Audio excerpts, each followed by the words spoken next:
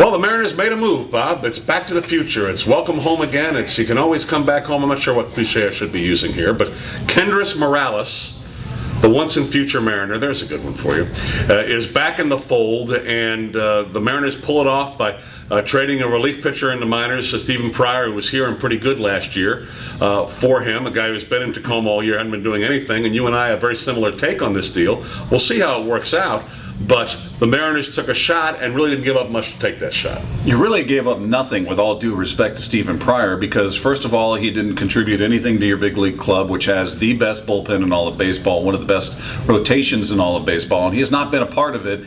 And from every account we've heard and read from scouts, he's not close to what he was pre-surgery. He was a guy that was throwing in the high 90s. He's now in the low 90s. So what you traded was a diminished right-handed middle reliever. A right-handed middle reliever is about as run-of-the-mill as it gets in baseball. And again, I'm not trying to knock Pryor, but just showing what you gave up, which is essentially nothing. And that's always what the fans want, right? We talked about how they want to gather all your spare parts and collect them together and get something big for a whole bag of nothing. Mm-hmm. You kind of did that. I'm not saying Morales is Babe Ruth or he's going to come in here and light it on fire, but we've seen him succeed at Safeco, where very few hitters actually succeed. Seager's an exception this year.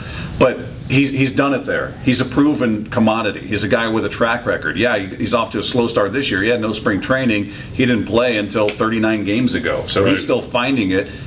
Even if he comes in here and completely flops and he's a 230 hitter, you still gave yourself a shot. You still added a switch hitter. You still added to the DH position, potentially with a guy with a resume, and you gave up nothing. Nothing off your major league team. Doesn't matter what Pryor does in the future. You have built it's the fourth reliever the Mariners have traded in like 3 years.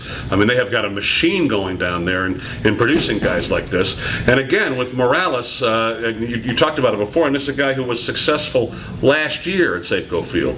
Now, for all the, he turned down this deal, he turned down that deal, all true, but immaterial. When you're talking about a professional baseball player who was in a contract drive, like he was last year, and has 2 months to kind of turn around his situation and his value. Plus, liked very much by the guys in the clubhouse last year. The one difference factor in this thing is Lloyd McClendon, obviously. He wasn't here last year and is this year, but I think we know how Lloyd feels about anyone who can help his offense. He's a fan. He's pretty excited about it. So I thought the move, we'll see what it pays out to being. It kind of reflects the fact that it's tough to get hitters out there. It really is. So why not take a shot at a guy who's been successful hitting in your ballpark, was successful last year. Heck, Bob, when Minnesota was here a couple weeks ago was when he started his 12-game hitting streak. Yeah. And was successful here this year. So I think great move by Jack Sorensen. And one last thing, don't forget, for those that are sort of, wringing their hands over losing Pryor, a power right-hander at middle relief, that's who Brandon Maurer's become. Right. Brandon Maurer's become a better version of what you hoped Stephen Pryor would be. So you really walked away without giving up much. Absolutely.